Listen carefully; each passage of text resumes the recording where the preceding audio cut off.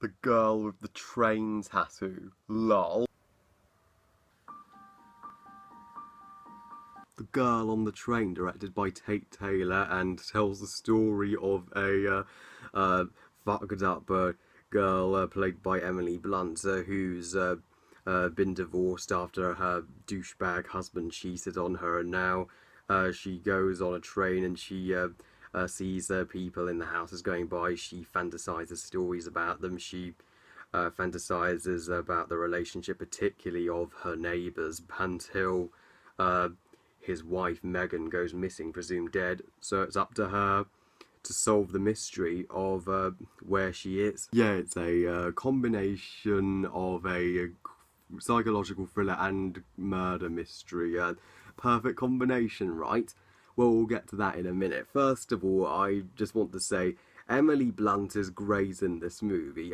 She goes all out, and this is one of her best performances I have ever seen. She's a great actress. She was great in Edge of Tomorrow, and I even decent in Into the Woods. But here she is, without question, the shining light in the dark in this movie. She does feel like somewhat of an interesting character. She's of course a creepy person. Well, you can understand why. Because she's had a completely fucked up and messed up life. I mean, she's an alcoholic. Her husband was a complete cheating douchebag who betrayed her, and she just wants to move on from that. But she just can't. You can see why she's like that, and now she has only her train for company. I even liked her neighbours, his husband and his wife, and when Megan went missing, I was curious to know what had happened. I was curious to know at the end, is she missing? Has she been murdered? What has happened? And throughout this film, you're following Emily Blunt as she's trying to piece the puzzles together. But I'm afraid that's where the praise ends for this film, because this film, boy, was it just talk about disappointing.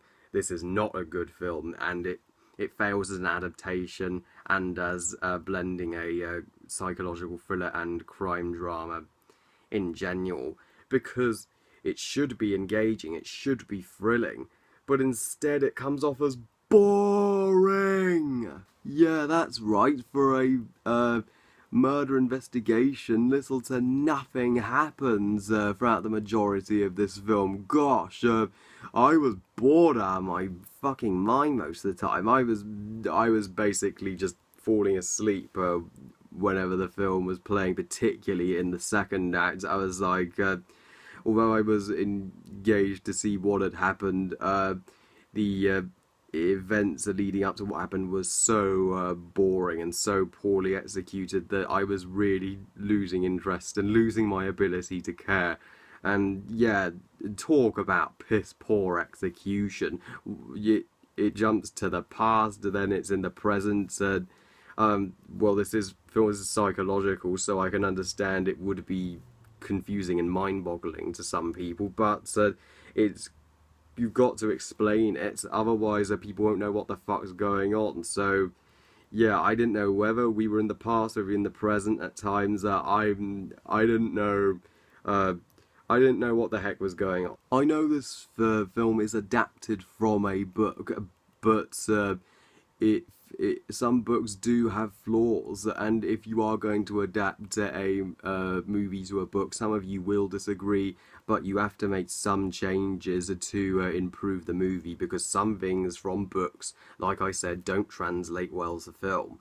And if this movie is exactly like the book, maybe the book isn't that great either. So overall, guys, I'm apologise for this review being shorter than most of my reviews, but there's really not much to talk about here. I mean, other than an interesting protagonist with good motivations, and there's really not much to this film at all. It comes off as completely boring and terribly executed and a complete mess. And although it does have some creative ideas, it's complete wasted potential. I wouldn't say never see this film, but I'd go in with low expectations. I give The Girl on the Train 2 stars out of 5. Well, I love you guys. Thank you for watching. What did you think of Girl on the Train? Please comment, let me know. Please like this video and subscribe. Please follow me on Twitter and on Google+, and I'll see you all next time. Bye, guys.